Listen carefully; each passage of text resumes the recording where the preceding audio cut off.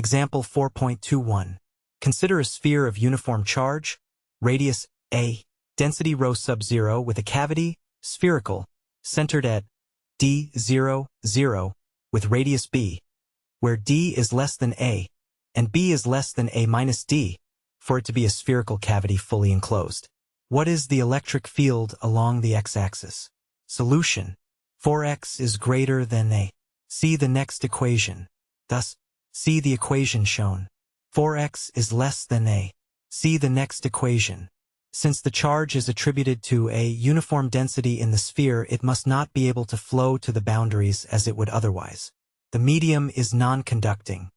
For inside the sphere, excluding the cavity, we have nearly the same equation as for the absolute value of x is greater than a, but now x is inside the sphere.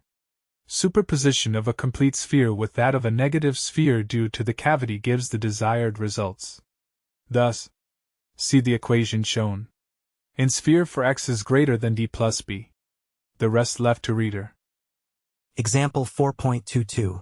Show that all of the equipotential surfaces for two line charges of opposite sign are cylinders whose traces in the perpendicular plane are circles. Solution. We have, see the next equation. Thus, see the equation shown. For equipotential surfaces phi equals constant and, see the next equation. Let k equals 2 pi epsilon sub 0, phi plus c, over q sub 1, then, see the equation shown, which is, see the next equation, the equation for a circle. Example 4.23. Show that the potential in a charge-free region can be determined, within an additive constant, by knowing the derivatives of the potential at all of the bounding surface. Solution. Imagine there are two solutions phi sub 1 and phi sub 2. Since the derivatives of the potential are specified on the bounding surfaces, and is the same for both. See the equation shown. Since phi sub 1 and phi sub 2 represent solutions, gradient squared phi sub 1 equals 0, gradient squared phi sub 2 equals 0 thus. See the next equation. Recall the vector calculus relation. See the equation shown. Or, see the next equation. Which becomes, see the equation shown. Using the above relations we have, see the next equation. Since the potential is not specified on the surface, we can be no more definite than this.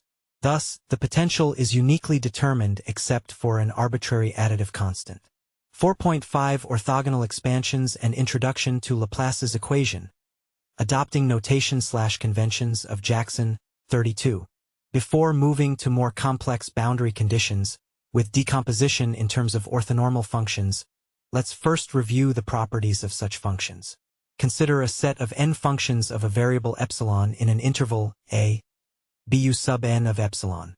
Those functions u sub n of epsilon are orthogonal if they satisfy equation 4-97. If the functions also satisfy equation 4-98. Then they are orthonormal. In other words, in Kronecker delta notation, we have for an orthonormal set of functions equation 4-99. From distribution theory 41, we know that we can express an arbitrary function f of epsilon, that is square integrable in the interval a, b, in terms of a series of orthonormal functions. Suppose this series representation can be made finite, with just n terms, for a specified allowable error, then we have for that mean square error equation 4-100, which is minimized with choice of coefficients. Equation 4-101. Thus we have equation 4-102, which means we have equation 4-103. So far we've established the basics for a decomposition in terms of a series of orthonormal functions in terms of one variable. The Maxwell and force relations are generally in 3D, of course, so lead to expressions with mixed coordinate system references.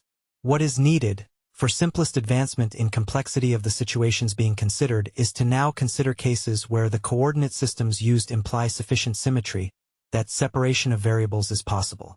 This is where we can separate at least one degree of freedom, where a decomposition like described previously might then be employed. Let's first consider Laplace's equation in rectangular coordinates as an example of this. Laplace's equation in rectangular coordinates. In rectangular coordinates, Laplace's equation is equation 4-104. We will find when we get to general geometries that the general tensor form for Laplace's equation is equation 4-105. And when g sub mu nu equals delta sub mu nu, flat spacetime, we have equation 4-106. In this coordinate system we see trivial separation of terms in the set x, y, z variables, suggesting a potential function of the form phi of x, y, z equals x of x, y of y, z of z. If we substitute this into the gradient squared phi equals 0 relation, we get equation 4-107, with one set of solutions given by equation 4-108, where we can regroup to have solutions in terms of standard trigonometry functions. Equation 4-109, Laplace's equation in a box with side lengths the set A, B, C. Consider a box with side lengths the set A, B, C oriented in the positive definite octant with one corner at the origin, will all sides at zero potential except for side Z equals C, which has potential V of x, y. The set of solutions indicated above are precisely suited to this problem since we have zero potential at the x equals 0, y equals 0, and z equals 0 faces. Let's now consider that at the x equals a face we also have zero potential, thus equation 4-110.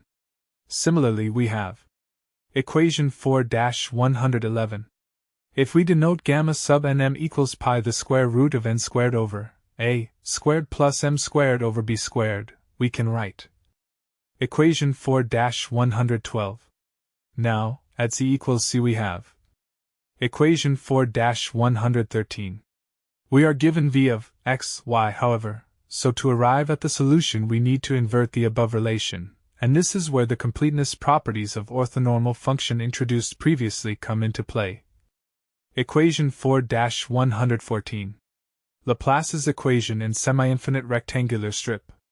Let's consider solutions to Laplace's equation in 2D for the region given by the semi-infinite rectangular strip bounded by y greater than 0 and 0x less than a, with potential 0 at the x equals 0 and x equals a boundaries, and v at the y equals 0 boundary. At the y equals infinity boundary must have potential fall to 0. Since we have simple boundaries, in rectangular coordinates, we will proceed with rectangular coordinates with separation of variables with equals x of x, y of y.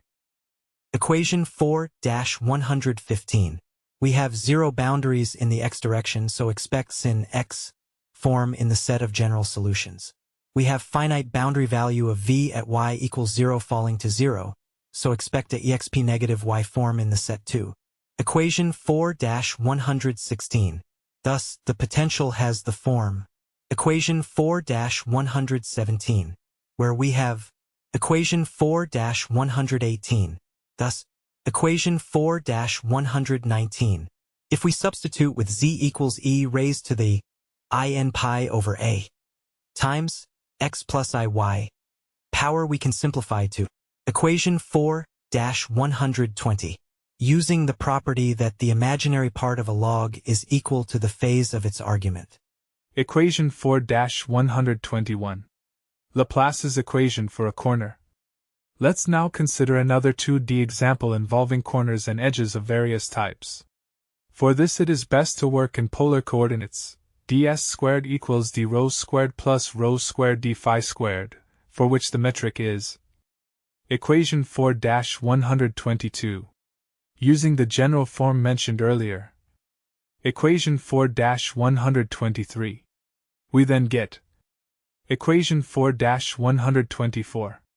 We can do separation of variables in rho and phi, with phi equals r of rho psi of phi to get equation 4-125, for which we have the solutions. Equation 4-126. 4 equals 0. Equation 4-127. Equation 4-128. If we restrict to single-valuedness on psi, we get b sub 0 equals 0 and v equals n integer valued. To get general solution, equation 4-129. Let's apply this to the case of a region in the first quadrant swept by angle phi above the x-axis. Let the boundaries have potential V. Let's evaluate the electric potential in the wedge region where gradient squared phi equals 0. From the boundary conditions, we can see that B sub n equals 0, A equals 0, B sub 0 equals B sub 0 equals 0. Thus we have equation 4-130. The electric field components near ρ equals 0 are then equation 4-31 and equation 4-132. The surface charge density near ρ equals 0. Equation 4-133.